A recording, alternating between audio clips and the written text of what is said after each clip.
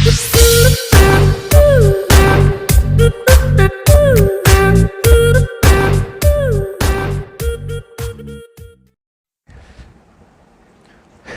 Students, this is the lecture 3 for electrostatics. अब तक हमने क्या पढ़ा है इलेक्ट्रोस्टैटिक्स में? इलेक्ट्रोस्टैटिक्स में हमने इलेक्ट्रिक चार्ज के बारे में पढ़ा है, electric charge and it's properties पढ़ चुके हैं। और कूलॉम्ब्स लॉ क्या होता है वो हमने देख लिया। कूलॉम्ब्स लॉ से जो फार्मूला आया था फोर्स का वो हमने देख लिया, और कूलॉम्ब्स लॉ कोलम्बियन फोर्स का प्रॉपर्टीज़ क्या क्या है वो भी हमने देख लिया था। ठीक है, आज हम कूलॉम्ब्स लॉ पे बेस्ड कुछ क्वेश्चंस करेंगे। ठीक है, लेकिन उससे पहले हम लोग बहुत ही बेसिक प्रॉपर्टी वेक्टर का जो है वो जानते हैं। उस बेसिक प्रॉपर्टी को क्या बोलते हैं? Superposition principle. सुपरपोजिशन प्रिंसिपल को क्लियर करेंगे।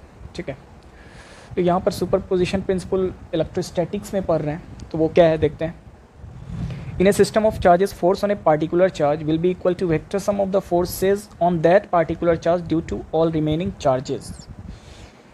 ये बोल क्या रहा है? किसी सिस्टम ऑफ चार्ज में किसी एक पार्टिकुलर चार्ज पे जो फोर्स होता है, नेट फोर्स जो होगा, वो और भी जो सराउंडिंग में चार्जेस हैं उन चार्जेस के कारण उस पर लगने वाले फोर्सेस का वेक्टर सम होगा। ठीक है, तो ये लॉ बेसिकली वेक्टर सम को बताता है। ठीक है, यहाँ पर देख लेते हैं, जैसे फिगर में आपको दिख रहा है, इस फिगर में दिख रहा है आपको कि यहाँ पर बहुत सारा चार्ज है, Q1, Q1, Q2, Q3, Q4, Qn, बहुत सारा चार्जेस है इस सिस्टम में, बहुत सारा चार्ज है। तो हमने किसी एक पार्टिकुलर चार्ज को पिक करना है और उस पर फोर्सेस के बारे में, फोर्सेस को देखना है। तो यहाँ पर देखो, जैसे आप ये वाला चार्ज प्लस Q1 है, ये वाला चार्ज क्या है? Plus Q1। इस पे जो फोर्स लग रहा है इस Q2 के कारण, इस चार्ज Q1 पे इस Q2 के कारण जो फोर्स लग रहा है, चूँकि दोनों पॉजिटिव है तो ये Q2 क्या चाह रहा है? इस Q1 को इधर रिपेल करना चाह रहा है, यानी फोर्स ऑन 1 ड्यू टू 2। उसी तरह इस Q3 के कारण इस Q1 पे किधर फोर्स लग रहा है? ये फोर्स लग रहा है, फोर्स ऑन 1 ड्यू टू 3। उसी तरह इस वाले Q4 के कारण इस Q1 पे इधर फोर्स लग रहा है, फोर्स ऑन 1 ड्यू टू 4। उसी तरह nth चार्ज यानी Qn के कारण इस पे ऐसे फोर्स लग रहा है। तो ये सब रिपल्सिव फोर्सेस है, किसी एक पार्टिकुलर चार्ज Q1 पे लग रहा है। तो ये जो है सुपरपोजिशन प्रिंसिपल क्या कहता है? According to superposition principle, net force या रिजल्टेंट फोर्स जो चार्ज Q1 पे लगेगा वो क्या होगा? इसका किसका सम होगा? इन सारे चार्जेस के कारण जो इस पे फोर्सेज है उसका सम होगा, यानी सिंपल लॉ ऑफ एडिशन है वेक्टर का। तो फोर्स ऑन चार्ज Q1 क्या हो जाएगा? Force on 1 due to 2 plus force on 1 due to 3 plus force on 1 due to 4 plus force on 1 due to n, यानी सारे फोर्सेस का जितना भी रिमेनिंग चार्ज था उसके कारण फोर्सेस का क्या हो गया? Resultant force. उन सारे फोर्सेस का वेक्टर सम हो गया रिजल्टेंट फोर्स। यही क्या कहलाता है? Superposition principle. ठीक है,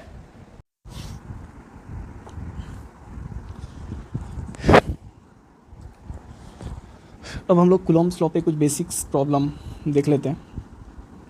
जैसा कि आपको दिख रहा है, पहला बहुत आसान सा सवाल दिख रहा है आपको।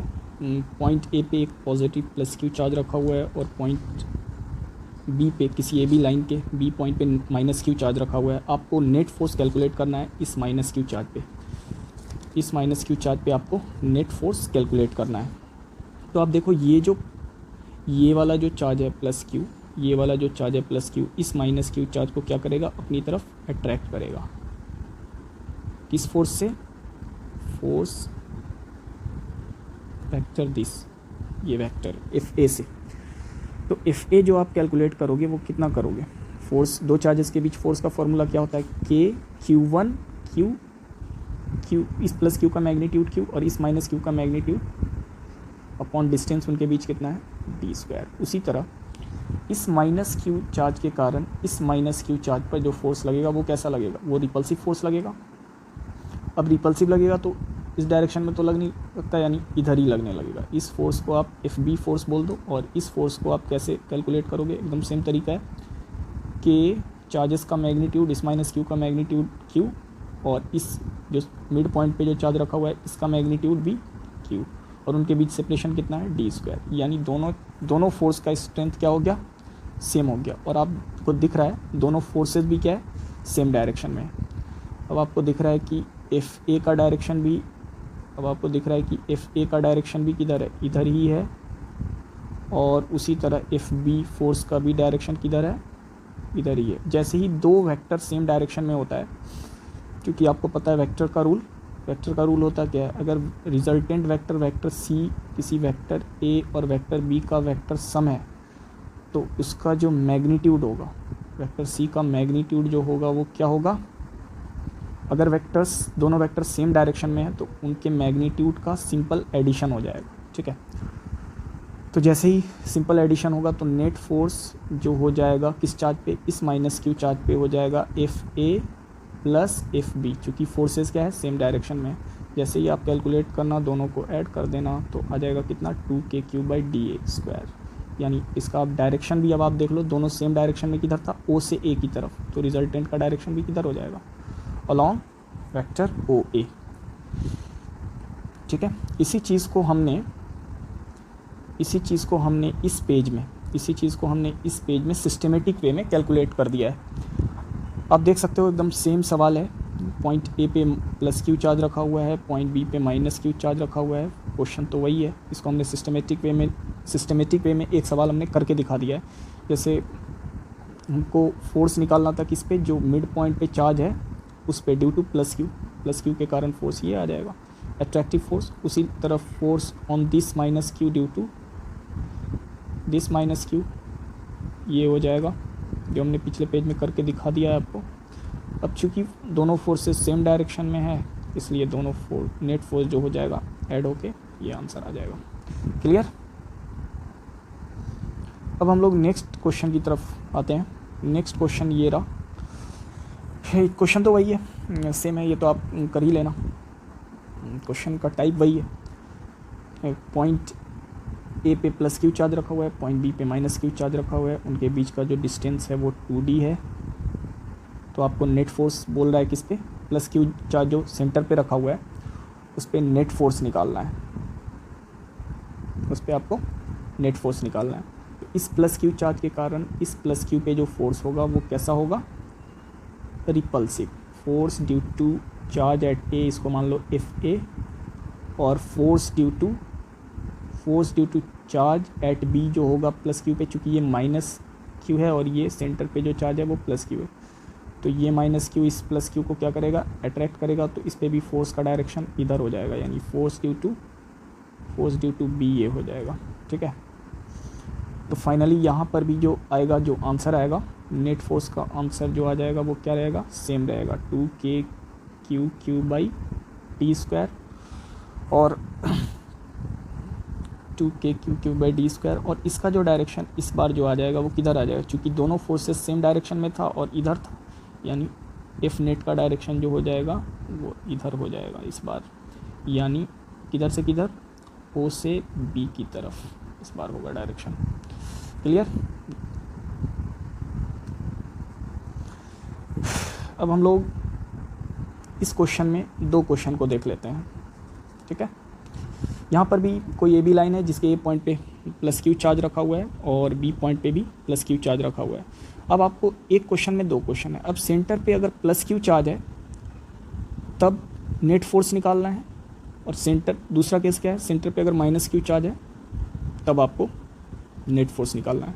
आप देखो यहाँ, जैसा कि इस क्वेश्चन में आपको दिख रहा है कि पॉइंट ए पे, इसी लाइन ए बी के पॉइंट ए पे प्लस क्यू चार्ज है और पॉइंट बी पे भी प्लस क्यू चार्ज है, और मिड पॉइंट पे आपको एक क्वेश्चन में दो क्वेश्चन है, एक बार प्लस क्यू रखना है मिड पॉइंट ओ पे और एक बार माइनस क्यू रखना है, तो और उस पर क्या कैलकुलेट करना है, नेट फोर्स। तो पहले आप प्लस क्यू रख के देखो, अगर आप तो प्लस क्यू अगर आप रख के देखते हो, पहले ऐसे यहाँ पर बना के देख लेते हैं, ये प्लस क्यू चार्ज है और ये भी क्या है, प्लस क्यू चार्ज। इस लाइन पे बीच में प्लस क्यू रख के देखना अगर आप, तो इस प्लस क्यू के कारण जो मिड पॉइंट पे फोर्स लगेगा वो रिपल्सिव लगेगा, इसको आप एफ ए बोल दो, और इस प्लस क्यू के कारण जो मिड पॉइंट पे फोर्स लगेगा वो रिपल्सिव लगेगा, यानी इधर लगेगा, यानी फोर्स एट बी। अब आप देखो दोनों फोर्सेज अपोजिट डायरेक्शन में है और दोनों फोर्स का मैग्नीट्यूड क्या होना है, बराबर होना है। जैसा कि आपको दिख रहा है पॉइंट ए और बी दोनों से मिड पॉइंट का डिस्टेंस सेम है, और इस फोर्स का फॉर्मूला क्या होता है, के दोनों चार्जेस का मैग्नीट्यूड बाई डी स्क्वायर। जैसा कि आपको दिख रहा है फोर्सेस का मैग्नीट्यूड सेम है और फोर्स अपोजिट डायरेक्शन में है, इसलिए नेट फोर्स जो हो जाएगा वो क्या हो जाएगा, जैसे ही फोर्सेस अपोजिट डायरेक्शन में होता है हमने क्या करना होता है, उसके मैग्नीट्यूड को घटाना होता है। जैसे ही फोर्सेस सेम डायरेक्शन में होता है तो हमने क्या करना होता है, उसके मैग्नीट्यूड को ऐड करना होता है। यहाँ पर देखना दोनों फोर्सेस तो बराबर है, जैसे ही हम घटाएंगे तो नेट फोर्स क्या हो जाएगा, 0। ठीक है, तो प्लस क्यू वाले केस में तो 0 आ गया। अब देखते हैं माइनस क्यू वाले केस में 0 आता है, यानी माइनस क्यू वाला केस भी देख लेते हैं। ये प्लस क्यू चार्ज है और इससे समथिंग डिस्टेंस पे 2d डिस्टेंस पे क्या दूसरा भी चार्ज क्या है, प्लस क्यू। ये मिड पॉइंट है, एक बार माइनस क्यू चार्ज इस पर रख के देखते हैं मिड पॉइंट पे। मिड पॉइंट वो है, जैसे ही ये वाला पॉइंट ए पे जो प्लस क्यू चार्ज है और ये पॉइंट बी पे प्लस क्यू चार्ज है, ठीक है। तो पॉइंट ए पे जो प्लस क्यू चार्ज है उसके कारण जो मिड पॉइंट पे फोर्स लगेगा वो कैसा लगेगा, अट्रैक्टिव, यानी फोर्स एफ ए, यानी force at minus Q due to charge at A. अब बी पे जो चार्ज रखा हुआ है उसके कारण जो माइनस क्यू पे फोर्स लगेगा वो अट्रैक्टिव, यानी इधर, तो force on charge minus Q due to charge at B. If B इधर हो गया, यानी इस केस में भी फोर्सेस क्या है, इस केस में भी फोर्सेस तो बराबर है, एफ ए और एफ बी दोनों का मैग्नीट्यूड अगर आप निकालो तो दोनों फोर्सेस क्या होगा, K q q by d square, यानी force due to a charge at A, force due to charge at B दोनों इक्वल है इसलिए, और फोर्सेस क्या है, अपोजिट डायरेक्शन में है, इसलिए नेट फोर्स जो होना है, नेट फोर्स जो होगा वो क्या होगा, F A minus F B कर देना है और आपको नेट फोर्स क्या आ जाएगा, 0। यानी ये बात तो क्लियर हो गया। इस क्वेश्चन के लिए मिड पॉइंट पे चार्ज पॉजिटिव हो या नेगेटिव हो, नेट फोर्स क्या होना है, 0 होना है। क्लियर। अब हम लोग नेक्स्ट क्वेश्चन पे आते हैं। नेक्स्ट क्वेश्चन को पहले हम लोग देख लेते हैं। पहला क्वेश्चन क्या कहता है, यहाँ पर 2 चार्ज है, एक चार्ज पॉइंट ए पे है प्लस क्यू और चार्ज पॉइंट बी पे क्या है, -4q, और इनके बीच का सेपरेशन क्या है, d। क्वेश्चन क्या कहता है, where on the line joining A B third charge plus Q is placed. Third charge plus Q इस लाइन ज्वाइनिंग ए बी पर हम कहाँ पर रखें, so that it experiences no net force, जिससे कि उस पर नेट फोर्स क्या हो जाए, 0 हो जाए। अब इसी पेज में आपको दूसरा क्वेश्चन दिख रहा है, टाइप क्वेश्चन वही है, बस यहाँ पर पॉइंट ए पे प्लस क्यू है और पॉइंट बी पे यहाँ पर +4q है। क्वेश्चन रिमेन सेम कि इस लाइन ज्वाइनिंग ए बी पे किसी थर्ड चार्ज प्लस क्यू को हमने कहाँ पर रखना है, जिससे कि उस प्लस क्यू चार्ज पे नेट फोर्स क्या हो जाए, 0 हो जाए। इस क्वेश्चन के सॉल्यूशन को देख लेते हैं। अब देखो, पॉइंट ए पे प्लस क्यू चार्ज है, पॉइंट बी पे क्या था, -4q चार्ज है, इनके बीच का सेपरेशन क्या है, d है। क्वेश्चन ये था कि किसी थर्ड चार्ज प्लस क्यू को हम कहाँ पर रखें, इस लाइन ए बी के बीच में या उसी लाइन के आउटसाइड रखना होगा, कहाँ पर रखना होगा वो देख लेते हैं। अब देखो, +4q अगर आप बीच में रखते हो तो फोर्स 0 होने की संभावना है या नहीं, ये देख लेते हैं। अगर मान लिया आपने यहाँ पर +q रखा तो इस +q के कारण इस पे रिपल्सिव फोर्स इधर हो जाएगा, और इस -4q के कारण बीच में कहीं पर भी अगर +q आपने रखा तो इस -4q के कारण इस +q पे अट्रैक्टिव फोर्स इधर हो जाएगा, यानी इस +q पे दोनों फोर्सेस जो हो जाएगा वो सेम डायरेक्शन में हो जाएगा, और सेम डायरेक्शन में जैसे ही फोर्स होगा तो वो ऐड हो जाएगा, तो बीच में तो 0 होने की संभावना ख़त्म हो गई। अब हम लोग इस साइड देखते हैं, इस साइड कहीं पर भी आप राइट साइड में कहीं पर भी आप रख के सोचो, मान लो हमने यहाँ पर ला के रख दिया +q, तो राइट साइड में देखते हैं इस -4q के कारण इस +q पे अट्रैक्टिव फोर्स मान लो F1 है, अट्रैक्टिव फोर्स F1, चूँकि -4q का मैग्नीट्यूड तो 4q हो गया बहुत ज़्यादा, और इस +q का जो सेपरेशन है इस -4q से बहुत कम है, ठीक है।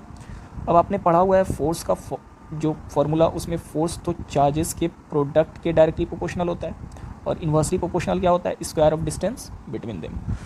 अब आप देखना यहाँ पर इस -4q के क्लोज अगर कोई +q चार्ज रहेगा तो इस पर तो अट्रैक्टिव फोर्स इधर लगेगा F1, ये F1 जो होगा चार्जेस का प्रोडक्ट भी ज़्यादा है, इस वजह से F1 का मैग्नीट्यूड बहुत ज़्यादा हो जाएगा, और इनके बीच का जो है ना सेपरेशन बहुत कम है, यानी ये जो डिस्टेंस क्या है, ये डिस्टेंस बहुत कम है, जिससे डिनोमिनेटर तो बहुत कम है, जिससे फोर्स के लिए दोनों सिचुएशन, दोनों प्रोपोर्शनलिटी फोर्स के लिए क्या है, फेवरेबल है, यानी F1 तो बहुत ज़्यादा होने वाला है। अब आप सोचो इस प्लस क्यू के कारण यहाँ पर अगर ये प्लस क्यू रहेगा तो फोर्स कितना होगा, तो ये तो F1 का डायरेक्शन तो इधर था।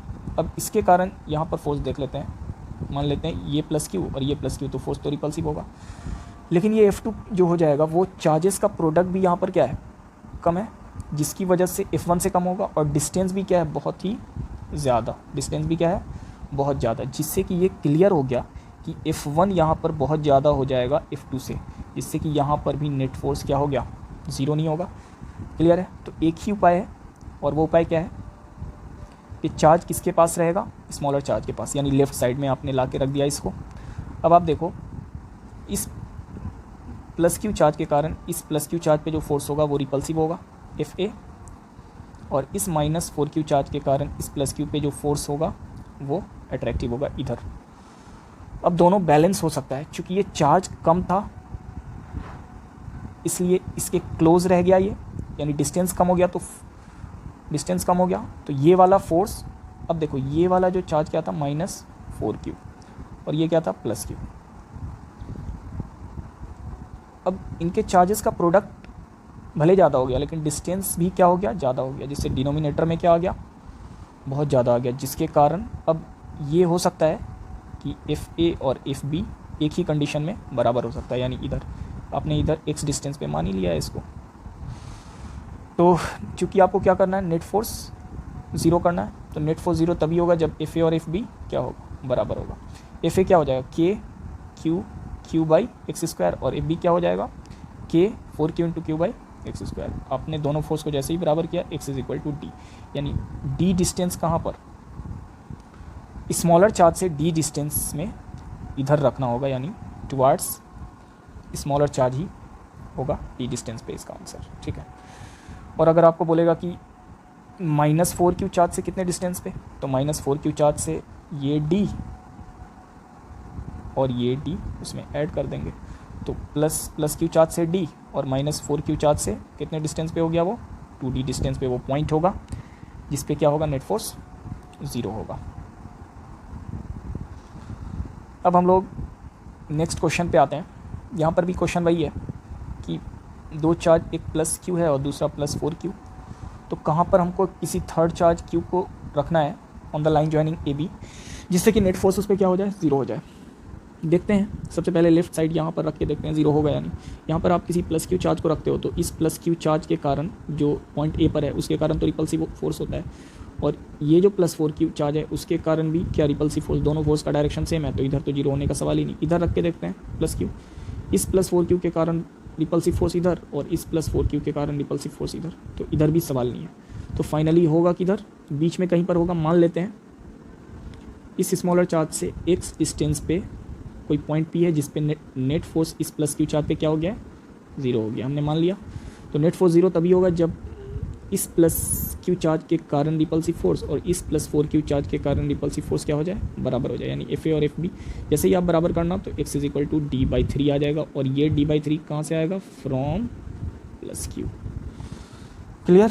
तो ये दो सवाल जो था पिछला वो सेम टाइप का था। पिछला दो क्वेश्चन जो हमने किया था वो क्या था, पहला क्वेश्चन क्या था, उसमें एक +Q चार्ज था और दूसरा +4Q।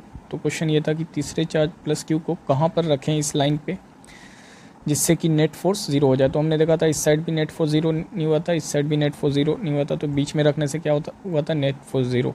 तो सेम नेचर जैसे ही रहे, +Q और +4Q सेम नेचर है, तो इस केस में थर्ड चार्ज को हमेशा हमको कहाँ पर रखना होगा, बीच में, तब जाके नेट फोर्स ज़ीरो होगा। उसी तरह एक और क्वेश्चन था, और वो क्वेश्चन क्या था, एक तो चार्ज +Q था और दूसरा -4Q, यानी अपोजिट नेचर ऑफ चार्ज है यहाँ पर। तो यहाँ पर किसी थर्ड चार्ज +Q को हमको कहाँ पे रखना है जो नेट फोर्स ज़ीरो हो जाए। तो हमने देखा था बीच में रखने से क्या हो जा रहा था, बीच में अगर हमने ये +Q को रखा तो नेट फोर्स इस पे ज़ीरो नहीं होता था। ठीक है। उसी तरह जो लार्ज अमाउंट का चार्ज था जिसका मैग्नीट्यूड ज़्यादा है, उस साइड भी रखने से नेट फोर्स ज़ीरो नहीं होता था। फाइनली तो हमको कहाँ पर रखना होता था, आउटसाइड दी ए बी उसी लाइन पर, बट टुवार्ड्स स्मॉलर चार्ज। जो स्मॉलर अमाउंट का चार्ज है उस साइड अगर हम रखते थे तो क्या हो जाता था, यहाँ पर नेट फोर्स ज़ीरो हो जाता था। तो इस 2 पॉइंट पे हमने यही बताया कि सेम नेचर ऑफ चार्ज रहे तो किसी थर्ड चार्ज को बीच में रखने से नेट फोर्स ज़ीरो होगा, और अपोजिट नेचर ऑफ चार्ज रहे तो उस चार्ज को बीच में रखने से ज़ीरो नहीं होगा, आउटसाइड रखना होगा, और टुवार्ड्स स्मॉलर चार्ज, जो छोटे मैग्नीट्यूड का चार्ज है उधर ही रखना होगा थर्ड चार्ज को, तब उस पर नेट फोर्स क्या होगा, ज़ीरो होगा। क्लियर। अब हम लोग कुछ अलग टाइप पे आते हैं, क्वेश्चन के कुछ अलग टाइप पे। आपको दिख रहा है ये वाला क्वेश्चन, इसमें क्या बोल रहा है, मैं यहाँ पर भी 2 चार्ज है, प्लस क्यू और प्लस 4Q, एक प्लस क्यू और दूसरा प्लस 4Q, इनके बीच का सेपरेशन है D। तो ये बोल रहा है कि किसी थर्ड चार्ज का मैग्नीट्यूड भी बताना है, नेचर भी बताना है, पॉजिटिव या नेगेटिव, और उसका पोजीशन भी बताना है ऑफ थर्ड चार्ज Q का, Q पॉजिटिव है नेगेटिव है, और उसका मैग्नीट्यूड भी बताना है, वो कहाँ पर रखा जाएगा पोजीशन भी बताना है, जिससे कि all the 3 charges are in equilibrium, जिससे कि सब चार्ज, ये 2 दिख रहा है और तीसरा Q को रखेंगे, वो सब का सब चार्ज किस में हो, इक्विलिब्रियम में हो। इक्विलिब्रियम का मतलब सब के सब चार्ज पे नेट फोर्स क्या हो, ज़ीरो। नेट फोर्स ज़ीरो किसी बॉडी पे तभी होगा जब उस बॉडी पे फोर्सेस इक्वल अमाउंट में और अपोजिट डायरेक्शन में लगे। जैसे इस बॉडी, ये कोई बॉडी है, इस पे आप 10 न्यूटन से फोर्स इधर लगा रहे हो, तो कोई और आएगा 10 न्यूटन से इधर लगाने लगेगा फोर्स, तब जाके इस पे क्या होगा, नेट फोर्स ज़ीरो होगा। ठीक है। तो यहाँ पर भी क्या बोल रहा है, ऑल दी 3 चार्जेस, इसमें क्या बोल रहा है, इसको इक्विलिब्रियम में रहने के लिए उस थर्ड चार्ज का मैग्नीट्यूड, नेचर और पोजीशन क्या होगा। तो आप देखो, सबको इक्विलिब्रियम में रहने के लिए एक बात तो क्लियर है, सारे चार्जेस पे फोर्स जो होना चाहिए वो अपोजिट डायरेक्शन में होना चाहिए, और नेट फोर्स क्या होना चाहिए, सारे चार्जेस पे फोर्स अपोजिट डायरेक्शन में होना चाहिए और नेट फोर्स ज़ीरो होना चाहिए। ठीक है। तो क्या होगा देखते हैं। सबसे पहले ऐसे सवाल में ये देखना होगा कि चार्ज पॉजिटिव है या चार्ज का नेचर क्या हो सकता है, पॉजिटिव हो सकता है या नेगेटिव हो सकता है, और कहाँ पर हो सकता है। तो इस साइड पे चेक करते हैं और चार्ज को पॉजिटिव रख के सोचते हैं। इस साइड में अगर हम चार्ज को पॉजिटिव रख के सोचेंगे तो इस प्लस Q के कारण इस पे फोर्स रिपल्सिव होगा, इस प्लस 4Q के कारण इस पे फोर्स क्या होगा, रिपल्सिव, यानी डायरेक्शन सेम। तो प्लस Q रखने से यहाँ पर क्या होगा, नेट फोर्स ज़ीरो हो नहीं सकता है। यही चार्ज इक्विलिब्रियम में, ये वाला जो चार्ज है वो इक्विलिब्रियम में नहीं रह पाएगा, और हमको क्या रखना है, सब के सब चार्ज को इक्विलिब्रियम में रखना है। ठीक है। तो एक इक्विलिब्रियम में नहीं रहा, यानी इस साइड तो पॉसिबल नहीं है। अब माइनस Q रख के देख सकते हैं, इस साइड यहाँ पर माइनस Q रख के देख सकते हैं, ये वाला चार्ज अट्रैक्ट करेगा और ये वाला चार्ज भी अट्रैक्ट करेगा, यानी इस केस में भी पॉसिबल नहीं है। ठीक है। यानी इधर रख के देखते हैं प्लस या माइनस। सबसे पहले इधर प्लस Q रख के देखते हैं, इस प्लस 4Q के कारण इस पे रिपल्सिव, और इस प्लस Q के कारण इस पे रिपल्सिव इधर, यानी इधर भी पॉजिटिव अगर रखने से काम नहीं बनने वाला। अब यहाँ पर नेगेटिव रख के सोचते हैं, इस प्लस 4Q के कारण इस पे अट्रैक्टिव फोर्स इधर, और इस प्लस Q के कारण इस पे अट्रैक्टिव फोर्स इधर, यानी दोनों सेम डायरेक्शन में फोर्स ऐड हो जाएगा और इसमें नेट फोर्स ज़ीरो होगा नहीं, और हमको तीनों चार्जेस पे नेट फोर्स क्या करना है, ज़ीरो करना है। तो इसी चार्ज पे नेट फोर्स ज़ीरो नहीं हुआ तो तीनों तो हो नहीं सकता, इसलिए माइनस Q भी यहाँ पर रखने से पॉसिबल नहीं होगा। अब हम देखते हैं बीच में प्लस Q रख के सोचते हैं, तो इससे ये हो गया कि इस चार्ज के कारण इस पे रिपल्सिव फोर्स लगेगा और इस चार्ज के कारण इस पे रिपल्सिव फोर्स लगेगा। तो ये तो इक्विलिब्रियम में ये वाला चार्ज हो सकता है, लेकिन एट द सेम टाइम इस चार्ज के बारे में अगर आप सोचना, तो इस बीच में जो चार्ज है उसके कारण इस चार्ज पे रिपल्सिव फोर्स इधर लगने लगेगा, और इस चार्ज पे रिपल्सिव फोर्स इधर लगने लगेगा, यानी ये जो चार्ज दिख रहा है आपको, ये वाला चार्ज, इस पे नेट फोर्स 0 नहीं होगा, तो यानी ये वाला कंडीशन भी फुलफिल नहीं होगा। तो एक ही कंडीशन सिर्फ बचता है माइनस क्यू। अब आप देखो ये जो बीच में माइनस क्यू रखा हुआ है, बीच में हमने मान लिया x डिस्टेंस पे हमको माइनस क्यू रखना है, तो माइनस क्यू हमने रखा, तो इस चार्ज के कारण इस पे अट्रैक्टिव फोर्स इधर हो गया और इस चार्ज के कारण इस पे अट्रैक्टिव फोर्स इधर हो गया। अब आप देखो जो मिड पॉइंट पे जो चार्ज है उसके कारण इस चार्ज पे अट्रैक्टिव फोर्स इधर हो गया और इस +4q के कारण इस चार्ज पे अट्रैक्टिव फोर्स इधर हो गया, यानी ये भी इस पे भी अपोजिट डायरेक्शन में फोर्स एग्जिस्ट कर रहा है, मिड पॉइंट वाले चार्ज पे भी अपोजिट डायरेक्शन में फोर्स एग्जिस्ट कर रहा है और इधर वाले चार्ज पे भी अपोजिट डायरेक्शन में फोर्स एग्जिस्ट कर रहा है। आप देखो मिड पॉइंट पे जो चार्ज है उसके कारण इस चार्ज पे अट्रैक्टिव फोर्स इधर और इस चार्ज के कारण इस चार्ज पे रिपल्सिव फोर्स इधर, यानी इस पे भी फोर्स अपोजिट डायरेक्शन में एग्जिस्ट कर रहा है। यानी कि इतना तो क्लियर हो गया कि जो क्यू चार्ज है, थर्ड चार्ज, वो क्या होगा, नेगेटिव होगा, वो क्लियर हो गया और बीच में ही रहेगा वो। ठीक है, तो बीच में हमने कितने डिस्टेंस पे माना है, इसको x डिस्टेंस पे माना है, प्लस क्यू चार्ज से x डिस्टेंस पे माना है। तो ऐसा करने से हम क्या कर देंगे, फोर्स, नेट फोर्स इस पे 0 करेंगे, नेट फोर्स 0 करेंगे तो ये के नेट फोर्स इस पे 0 करेंगे k/x², और इसके कारण इस पे फोर्स kq/4q/d-x, यहाँ से x = d/3 निकल गया फ्रॉम, ये जो d/3 निकला, ये निकला फ्रॉम +q, ये जो d/3 निकला वो फ्रॉम +q निकला और चार्ज क्या होगा, नेगेटिव होगा। अब आप देखो किसी एक चार्ज पे, अब आप देखो इस चार्ज के बारे में सोचो, इस चार्ज पे अब आप देखो नेट फोर्स, तो -q के कारण इस पे अट्रैक्टिव फोर्स इधर और इस +4q के कारण इस पे रिपल्सिव फोर्स इधर। अब आप इस दो फोर्स को इक्वेट करके, इस q का वैल्यू निकाल सकते हो 4q/9, ये तो मैग्नीट्यूड आएगा लेकिन ये शुड भी नेगेटिव, इसलिए माइनस इसमें लग जाएगा। सेम टाइप का एक और क्वेश्चन देख लेते हैं। इस क्वेश्चन में क्या है कि दो चार्ज है -9q, एक -9q और एक +q, जो कितने डिस्टेंस पे रखा हुआ है, l डिस्टेंस पे। आपको किसी थर्ड चार्ज q का मैग्नीट्यूड बताना है, नेचर पॉजिटिव या नेगेटिव होगा, और उसका पोजीशन की कहाँ पर रखेंगे, जो तीनों charge, all the three charges remains in equilibrium, जिससे कि तीनों चार्ज किस में हो जाए, इक्विलिब्रियम में हो। ठीक है, देखते हैं इस क्वेश्चन को कैसे करते हैं। सबसे पहले तो आप ये देखना कि बीच में हम कैसा भी चार्ज रख दें, प्लस या माइनस, उससे क्या होगा कि वही चार्ज इक्विलिब्रियम में नहीं होगा। अब देखो ये -9q क्या करेगा, इसको अट्रैक्ट करेगा, और ये +q क्या करेगा, इसको रिपेल करेगा, और दोनों सेम डायरेक्शन में हो जाएगा, जिससे इस पे नेट फोर्स 0 हो ही नहीं पाएगा। तो तीनों चार्जेस को इक्विलिब्रियम में होना है, जब यही नहीं रहेगा तो बाकी दो के बारे में सोचना ही नहीं है। ये इक्विलिब्रियम में नहीं रहेगा तो बात ही ख़त्म हो गया, क्योंकि हमको तीनों चार्जेस को इक्विलिब्रियम में रखना है। ठीक है, उसी तरह अगर आप -q रख के यहाँ पर सोचना, तो इस -9q के कारण इस पे रिपल्सिव फोर्स इधर होगा, बीच में रखना तो यहाँ पर, और इस +q के कारण इस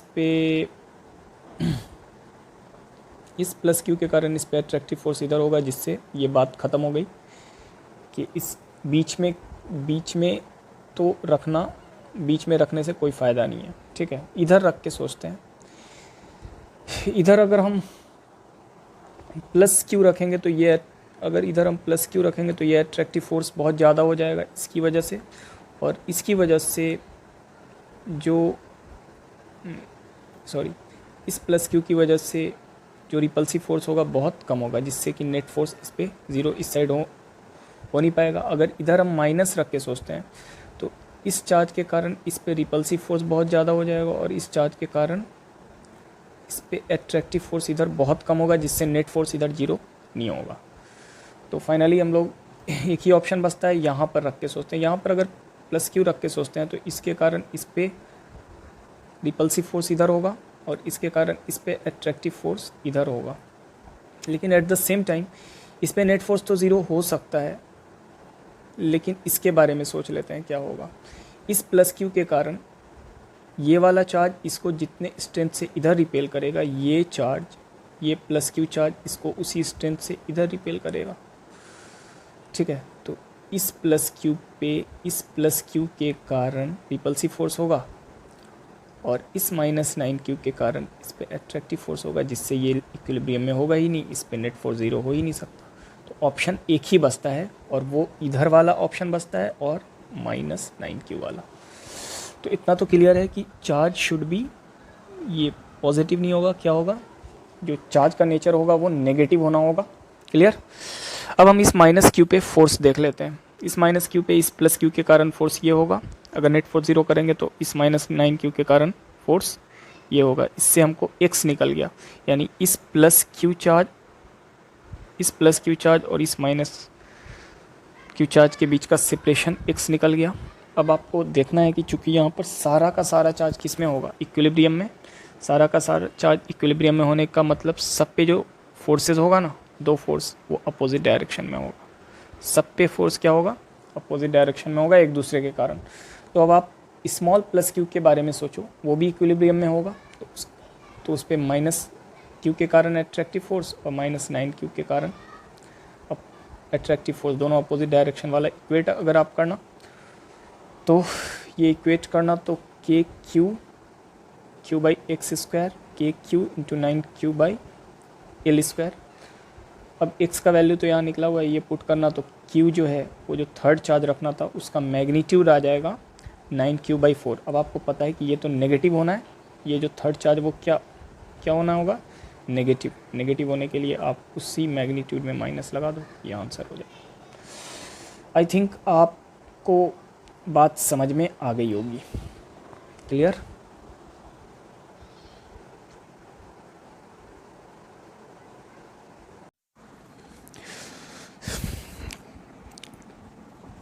हेलो स्टूडेंट्स, अब हम लोग नेक्स्ट टाइप के क्वेश्चन पे आते हैं। अब यहाँ पर आपको दिख रहा है कोई इक्विलैटरल ट्रायंगल है जिसके तीनों वर्टेक्स पे सेम चार्ज रखा हुआ है +q। तो आपको फाइंड आउट करना है नेट फोर्स, फाइंड आउट करना है आपको वर्टेक्स c पे नेट फोर्स। वर्टेक्स c पे जो चार्ज रखा हुआ है +q, उस पे नेट फोर्स फाइंड आउट करना है। ऐसे क्वेश्चन को हम लोग आराम से कूलॉम्स लॉ के फॉर्मूले से सॉल्व कर सकते हैं। अब आप देखो, इस +q चार्ज के कारण इस +q पे फोर्स, तो फोर्स कैसा होगा, फोर्स रिपल्सिव होगा, और उस फोर्स का मैग्नीट्यूड क्या होगा, k q × q² by separation a²। अब इस +q के कारण इस +q पे फोर्स रिपल्सिव होगा, और ये वाला फोर्स भी कितना होगा, उतना ही होगा, k q² बाई a²। चूँकि चार्जेस का प्रोडक्ट क्या हो जाएगा, q × q² और उनके बीच का सेपरेशन a²। अब आप देखो, ये वाला फोर्स भी का मैग्नीट्यूड भी वही है और ये वाले फोर्स का मैग्नीट्यूड भी वही है, यानी सेम मैग्नीट्यूड है। जैसा कि आपको दिख रहा है, पता है इक्विलैटरल ट्रायंगल का each and every angle 60 degree होता है, और ये दो वेक्टर जो है, ये दो वेक्टर सेम मैग्नीट्यूड का है, तो इनका रिजल्टेंट हमेशा एकदम सिमेट्रिकली बीच से जाएगा, यानी इधर 60 डिग्री है और 60 डिग्री पे दो वेक्टर्स है, तो इनका जो रिजल्टेंट जाएगा हर ईच वेक्टर के से 30 डिग्री पे जाएगा। ये रिजल्टेंट वेक्टर है, ये क्या है, रिजल्टेंट वेक्टर। अब आपको रिजल्टेंट, किसी वेक्टर के रिजल्टेंट का फॉर्मूला पता है, रिजल्टेंट के मैग्नीट्यूड का क्या होता है, a² + b² + 2ab cos theta. क्या होता है, रिजल्टेंट के मैग्नीट्यूड का फॉर्मूला पता है, a² + b² + 2ab cos theta. उसी चीज़ को हमने यहाँ पर यूज़ किया है, क्योंकि दोनों फोर्स का मैग्नीट्यूड क्या है, सेम है, तो f² + f² + 2f × f cos 60 degree, यानी cos 60 डिग्री का वैल्यू हाफ। तो फाइनली क्या आ गया, √3f, यानी फाइनल आंसर क्या हो जाएगा रिजल्टेंट फोर्स का, √3 kq² बाई a²। क्लियर।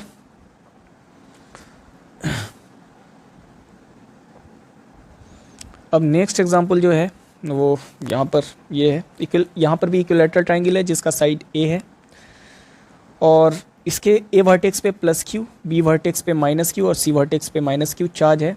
तब आपको फाइंड आउट क्या करना है, c वर्टेक्स पे जो चार्ज रखा हुआ है इस पे नेट फोर्स क्या होगा, ये फाइंड आउट करना है।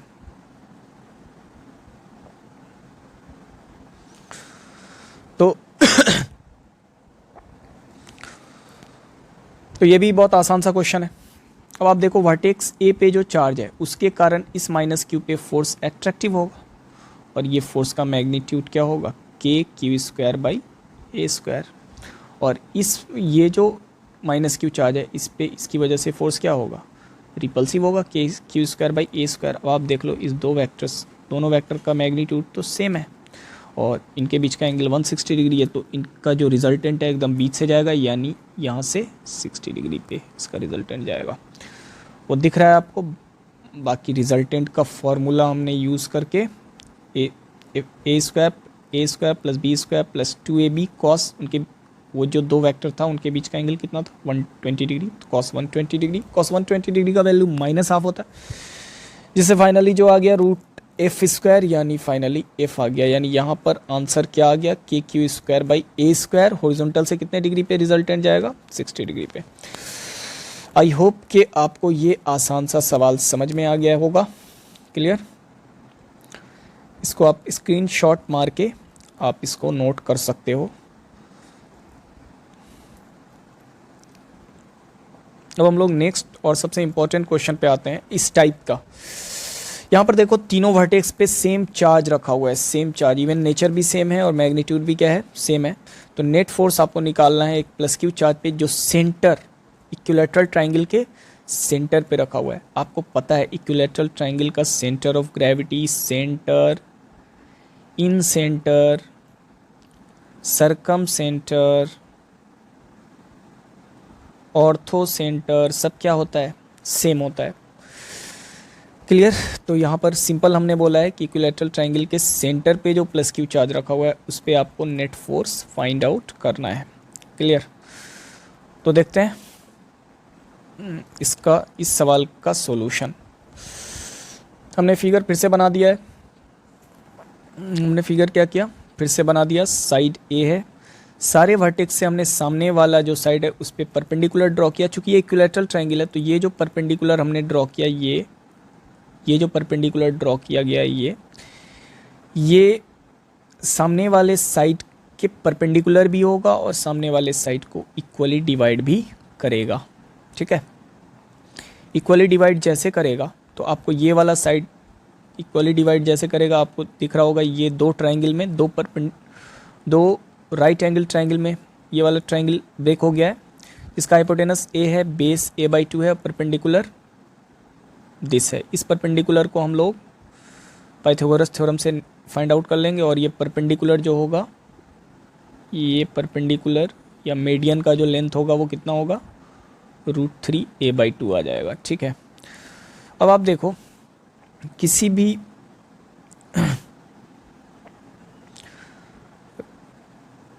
ये जो सेंटर है ओ, वो मीडियन को कितने रेशियो में डिवाइड करता है, 2:1 में। ठीक है? तो आपको पता है कि जितना भी वर्टेक्स है उससे सेंटर का डिस्टेंस क्या मान लिया हमने, r। चूँकि ये इक्विलैटरल ट्रायंगल है तो जितना भी वर्टेक्स है सबसे सेंटर का डिस्टेंस क्या होगा, सेम होगा। सबसे सेंटर का डिस्टेंस क्या होना है, सेम होना है। उस r को निकालने के लिए हम इस 2:1 प्रॉपर्टी का यूज़ करेंगे। तो उस डिस्टेंस वर्टेक्स से सेंटर का डिस्टेंस निकालने के लिए हमने क्या किया, सबसे पहले इस परपेंडिकुलर के लेंथ को 3 पार्ट में डिवाइड किया और उसको 2 से मल्टीप्लाई कर दिया, यानी 2/3 पार्ट ऑफ दिस परपेंडिकुलर। ये जो r डिस्टेंस है इस परपेंडिकुलर का 2/3 पार्ट है। फाइनली जो डिस्टेंस r जो निकलेगा वो क्या निकलेगा, a/√3। क्लियर? अब आप देखो किसी एक वर्टेक्स से आप सेंटर पे फोर्स देखो, ये प्लस क्यू चार्ज है और सेंटर पे रखा हुआ है प्लस क्यू, रिपल्सिव फोर्स ऐसे। इस वर्टेक्स से रिपल्सिव फोर्स ऐसे और इस वर्टेक्स से रिपल्सिव फोर्स ऐसे। ठीक है? और तीनों रिपल्सिव फोर्स का मैग्नीट्यूड क्या होना है, सेम होना है। चूँकि आप देखो जो वर्टेक्स पे चार्ज है और जो सेंटर पे चार्ज है, तीनों वर्टेक्स के लिए क्या है, सेम है। यानी चार्जेस का प्रोडक्ट सेम और डिस्टेंस क्या होगा, सारे चार्जेस से सेंटर का डिस्टेंस जो हो जाएगा सारे वर्टेक्स से वो भी सेम। तो आप फोर्स यहाँ पर तीनों फोर्स तो इक्वल होगा, कोई एक फोर्स आपने कैलकुलेट कर लिया, ये फोर्स आ गया 3k⁴/a²। क्लियर? अब आप अगले स्टेप में देखो, जब हम सेंटर पे देखते हैं तो 3 डायरेक्शन में इस टाइप से फोर्स होगा। और इक्विलैटरल ट्रायंगल का आपको प्रॉपर्टी पता है, ईच एंड एवरी एंगल क्या होता है इक्विलैटरल ट्रायंगल का, each and every angle of equilateral triangle is 60 degree. Each and every angle of equilateral triangle is 60 degree. तो ये वाला जो एंगल हो जाएगा वो 30 डिग्री हो जाएगा और ये 90 है, तो ये बचेगा कितना, ये 60 बचेगा, तो ये भी कितना बचेगा 60, और सिमिलरली ये भी कितना बचेगा 60। यानी ओवरऑल यहाँ पर तीनों वेक्टर्स जो होगा जो इक्वल मैग्नीट्यूड का तीनों वेक्टर है, तीनों वेक्टर कितने डिग्री पे होगा 120 डिग्री पे। जैसे ही 3 इक्वल फोर्स या 3 इक्वल वेक्टर्स 120 डिग्री पे होता है, उसका रिजल्टेंट क्या होता है 0।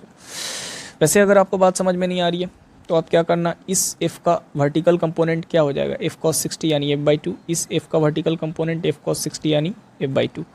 हॉरिजॉन्टल कंपोनेंट इधर f sin 60, इसका हॉरिजॉन्टल कंपोनेंट इधर f sin 60। अब आपने कंपोनेंट ब्रेक कर लिया, इस वेक्टर और इस वेक्टर के बारे में अब आपको नहीं सोचना है। यानी ओवरऑल फाइनली आपको ये वाला जो कंपोनेंट है, इस कंपोनेंट को तो वैसे ही इक्वल और अपोजिट है, कैंसिल कर देगा, तो बचेगा फाइनली अपवर्ड डायरेक्शन में f/2 प्लस f/2f, और डाउनवर्ड डायरेक्शन में क्या बचेगा, ये सेंटर है, और डाउनवर्ड डायरेक्शन में क्या बचेगा f। तो net force equal and opposite, तो नेट फोर्स सेंटर पे क्या हो जाएगा 0। आप ऐसे भी इतना ज़्यादा एक्सप्लेनेशन के साथ भी इस चीज़ को आप समझ सकते हो, इसलिए हमने एक्सप्लेन कर दिया।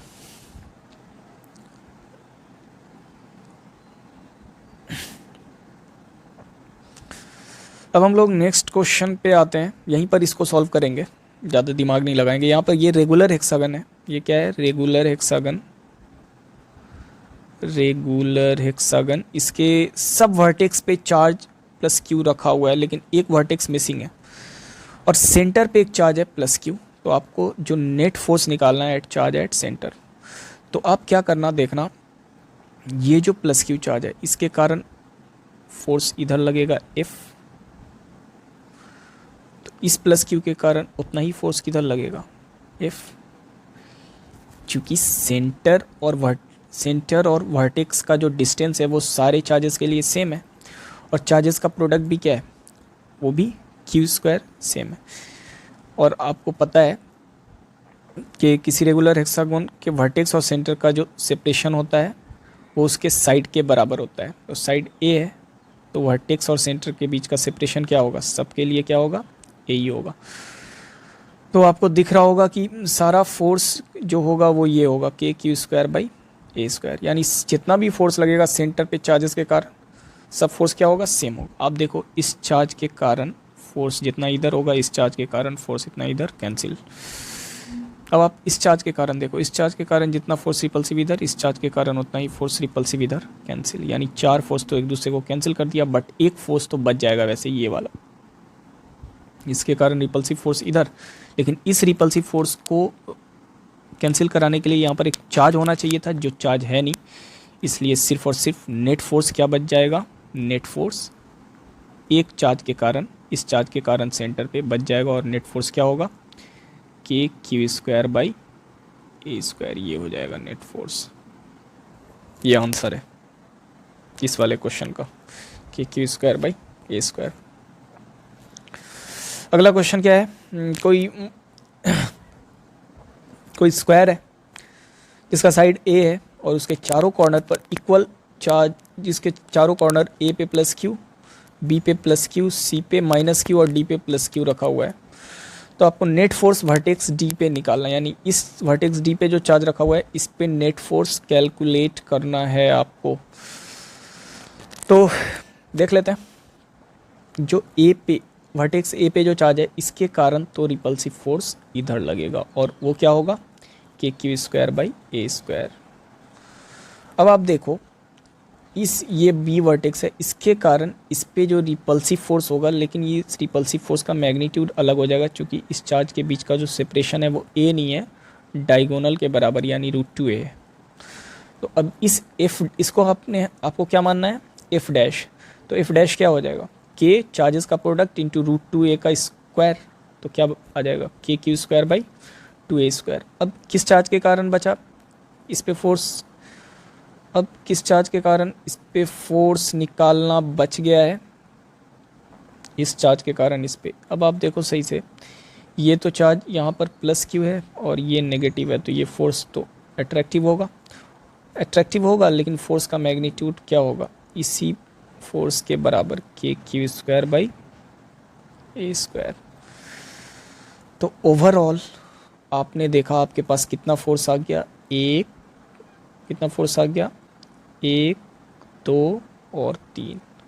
अब आप देखो इसमें से ये वाला फोर्स और ये वाला फोर्स क्या है, सेम मैग्नीट्यूड का है, तो इसका रिजल्टेंट जो आ जाएगा वो बीच में आ जाएगा, ये रिजल्टेंट आ गया बीच में। एफ और एफ का रिजल्टेंट क्या कर देना आप, F square plus F square, चूँकि परपेंडिकुलर है तो √2f आ गया। अब आपको सिर्फ चूँकि इसका और इसका रिजल्टेंट तो आपको पता हो गया, अब इसके बारे में आप मत सोचो। अब आपके पास सिर्फ दो फोर्स बचा, क्या, √2f और f डैश, √2f और f डैश। अब आप रिजल्टेंट फोर्स निकाल लो। देखो ये f डैश, ये जो f डैश है और ये √2f, चूँकि ये एंगल क्या है 45 डिग्री, और इस फोर्स का जो रिजल्टेंट है वो भी, चूँकि दोनों फोर्स बराबर था तो ये भी जो आएगा बीच से आएगा और ये भी 45 डिग्री। फाइनली आपको पता चल गया कि जो दो फोर्स आपके पास बचा है f डैश और √2f, उनके बीच का एंगल कितना है 90 डिग्री, और 90 डिग्री जब होता है तो √a square plus b square हो जाता है।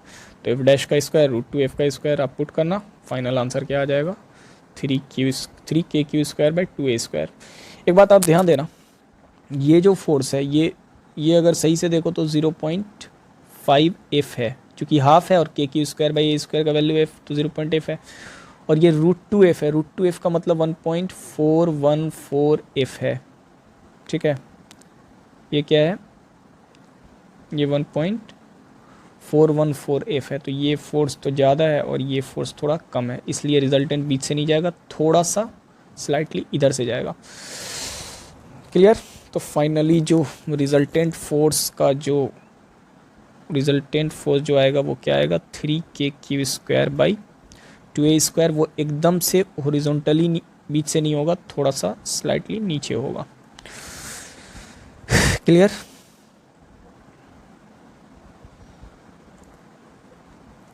इस क्वेश्चन में बहुत सारा क्वेश्चन है, 4 क्वेश्चन है।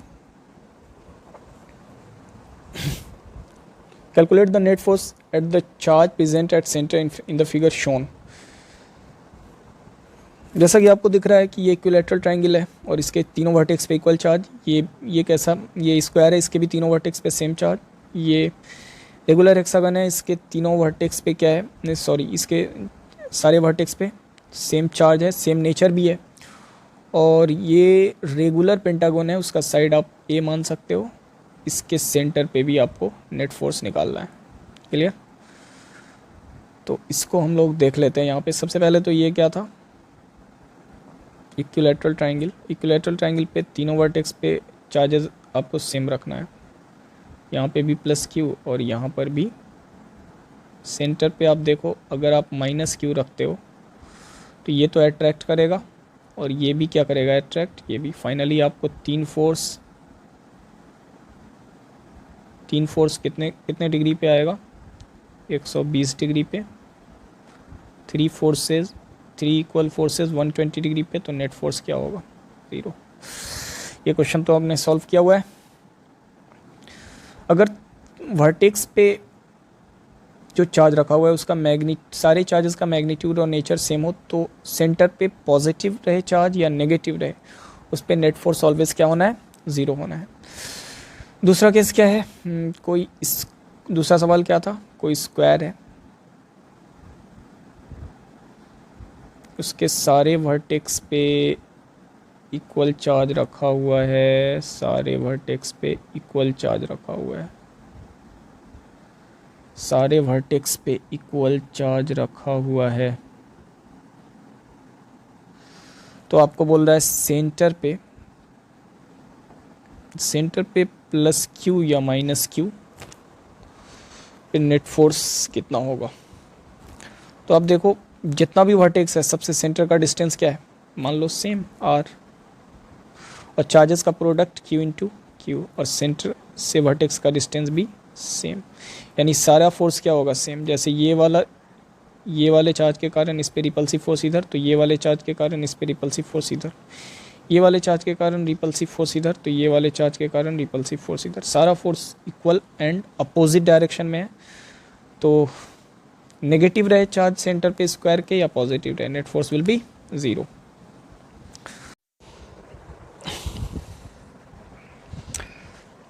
रेगुलर हेक्सागन के सारे वर्टेक्स पे अगर सेम चार्ज होगा, सारे वर्टेक्स पे अगर इक्वल चार्जेस होगा, और उसके सेंटर पे अगर कोई चार्ज रखेंगे तो उस पर नेट फोर्स क्या होगा, ये देखना है ना। सारे वर्टेक्स पे आप सबसे पहले रख दो सेम चार्ज। सारे वर्टेक्स पे आपने क्या रख दिया है, इसके सारे वर्टेक्स पे सेम चार्ज रख दिया है, इसके सारे वर्टेक्स पे सेम चार्ज, सारे वर्टेक्स पे सेम चार्ज। अब यहाँ सेंटर है, सेंटर आप देखो, सेंटर से वर्टेक्स का सेपरेशन रेगुलर हेक्सागन में क्या होता है ये देख लेते हैं पहले। क्योंकि रेगुलर हेक्सागन है तो सारा का सारा साइड क्या होना है, सेम होना है। रेगुलर का मतलब सेम। अब आप देखो ये एंगल कितना है रेगुलर हेक्सागन में, 120 डिग्री।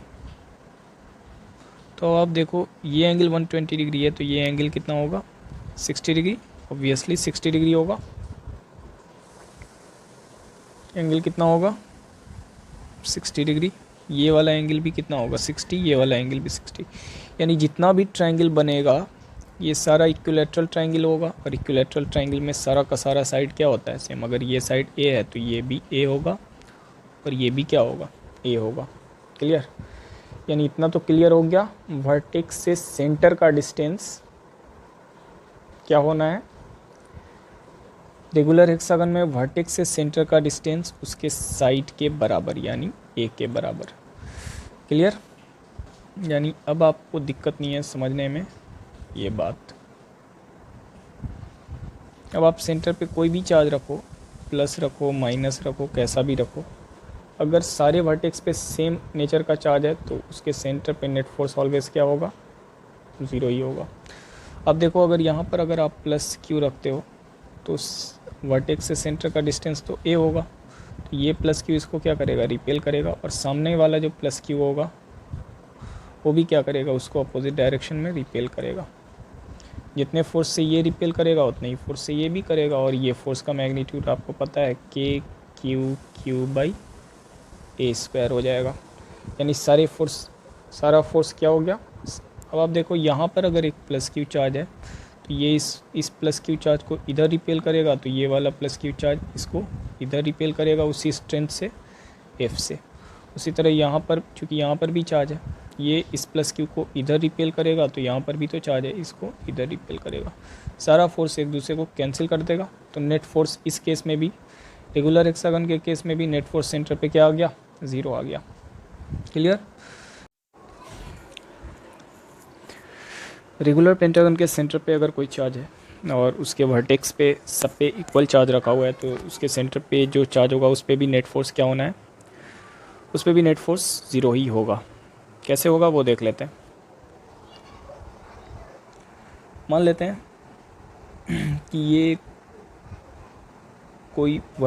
ये वर्टेक्स 1 है जिस पे क्यू चार्ज है, 2 पे भी क्यू चार्ज है, 3 पे भी क्यू, 4 पे भी क्यू और 5 पे भी क्यू, और सेंटर पे एक क्यू प्लस क्यू चार्ज रखा हुआ है। तो आप देखो इस वर्टेक्स 1 के कारण तो फोर्स F1 ये हो गया, वर्टेक्स 2 के कारण फोर्स F2 ये हो गया, वर्टेक्स 3 के कारण फोर्स F3 रिपल्सिव फोर्स ये हो गया, वर्टेक्स 4 के कारण F4 ये हो गया, और 5 के कारण ये हो गया। अब आप देखो F1 F2 F3 F4 ये जो 4 फोर्स है, इसका जो रिजल्टेंट अगर आप कैलकुलेट करना तो ये रिजल्टेंट ये होगा, ये जो हमने बनाया फोर्स वो। अब इन चारों का रिजल्टेंट इस F5 के रिजल्टेंट के एकदम एग्जैक्ट अपोजिट में हो जाता है, और इन चारों का जो रिजल्टेंट 1 से 4 तक के फोर्सेस का जो रिजल्टेंट आता है वो F5 के रिजल्टेंट के बराबर हो जाता है। तो नेट फोर्स सेंटर पे क्या हो जाता है, 0 हो जाता है। क्लियर? बाकी नेक्स्ट लेक्चर में करेंगे। बाय।